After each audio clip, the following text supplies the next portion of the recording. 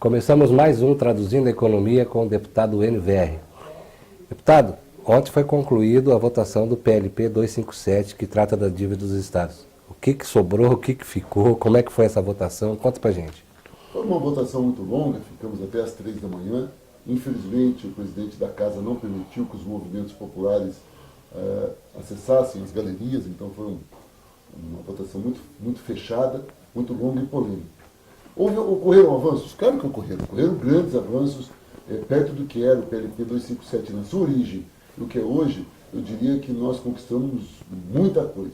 Entretanto, sobraram dois aspectos que eu quero ressaltar aqui da essência desse PLP.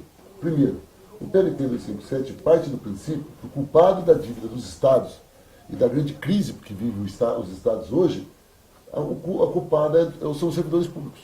Consequentemente, vai se resolver o problema da dívida atingindo o servidor público.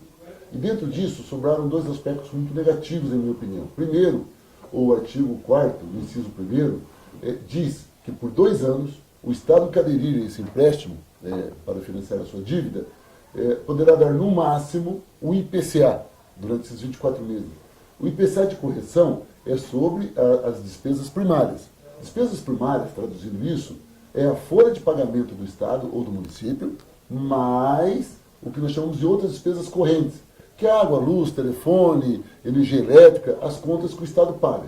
Ocorre que essas outras despesas correntes, água, luz, telefone, como você também sabe, cresce mais do que 20% ao ano. Se o IPCA é 7% ao ano, então a participação de outras despesas correntes vai pressionar que o IPCA que seja repassado à folha não vai ser integral.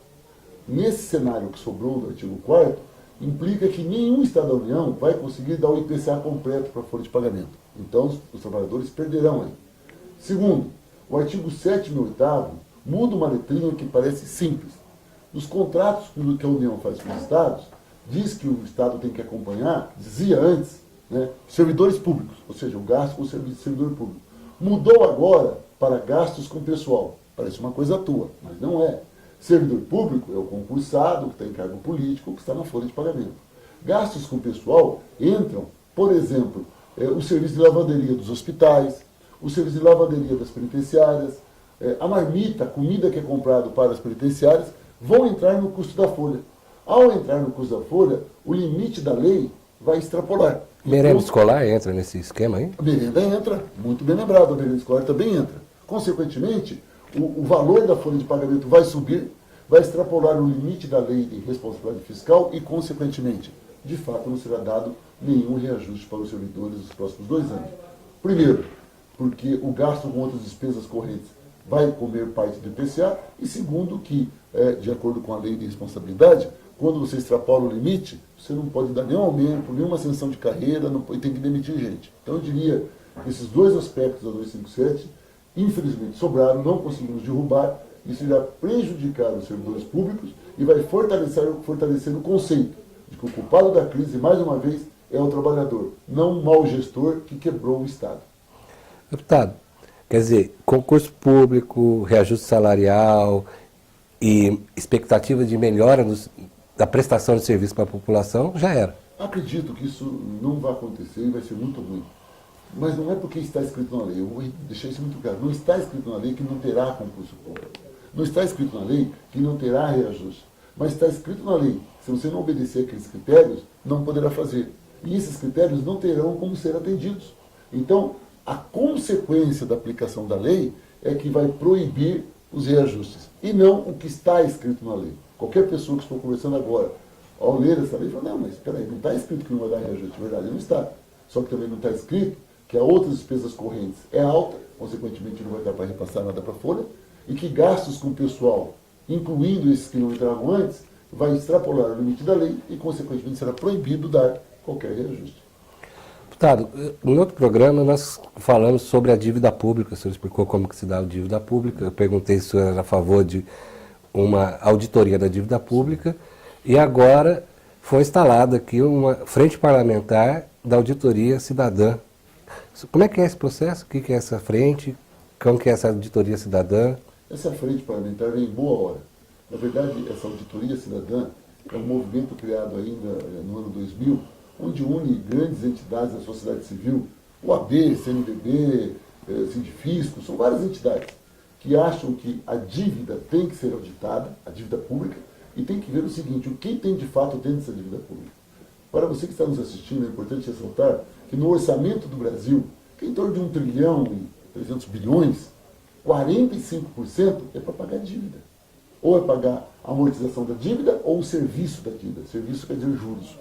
Então, 45% nós estamos falando aí de 500 bilhões por ano, 500 bilhões, nós usamos só para pagar dívida. E a dívida pública, que não é diferente da dívida que você tem com os bancos, tem muito de juros sobre juro, tem muito de valores altos que cresceram num momento, baixaram em outro, tem coisas que nós questionamos, inclusive, a honestidade dessa dívida. Portanto, tem muita coisa escondida. O que é que se defende? Que a sociedade civil organizada faça uma boa auditoria dessa dívida, que a população participe da forma que essa dívida seja mais transparente hoje e entenda o que está acontecendo, porque se ela entender, pode inclusive achar uma saída para, quem sabe, essa dívida baixar. E eu quero destacar, nós já conversamos isso antes, Jonas, que se nós conseguirmos baixar a dívida, é claro que a taxa de juros no Brasil baixa. E baixando a dívida, ou seja, tendo menos que pagar, sobra mais para a saúde, para a educação, para a previdência e, consequentemente, todo esse debate de tirar direito de servidor público, de aumentar a idade mínima para a aposentadoria e todos esses prejuízos que causam à população, reduzindo a dívida, nós não teríamos a necessidade de que o governo implementasse políticas tão ruins para a população. Então, uma coisa está muito ligada à outra, e a auditoria hoje é quase que uma obrigação, uma imposição que a sociedade faz ao governo golpista de Michel Temer. Deputado, para a gente fechar aqui, e já pedindo para o senhor já se despedir com essas informações, qual é o plano de trabalho dessa frente e como que a frente pretende mobilizar a sociedade em torno desse tema da auditoria da dívida pública? O objetivo é formarmos comissões nos estados e nos grandes municípios e fazer bons debates sobre isso, explicando para a população o que é essa dívida, qual a diferença dessa dívida entre o que falam nos meios de comunicação e de fato ela existe, e principalmente, qual o efeito da dívida sobre a vida de cada um e cada uma. Porque a redução da dívida, só para você ter uma ideia muito rápida, se nós derrubássemos em 1 ou 2 pontos percentuais a taxa de juros do Brasil, nós já conversamos sobre isso, ainda seria a taxa de juros mais alta do mundo. Mas a gente reduziria em muito a dívida e, consequentemente, resolveria grandes problemas sociais. Então, o objetivo, em cada município desse país, formarmos comissões, formarmos equipes e fazer bons debates sobre por que existe a dívida pública, tanto interna como externa. E, finalmente, me colocar novamente à disposição para outros debates. Infelizmente, acredito que a próxima pauta será a PEC 241, Pois é. que será um outro grande prejuízo aos trabalhadores e aos mais pobres desse país. Tomara que a gente segure aqui. O nosso papel da bancada do PT é lutar muito para que essa PEC não passe.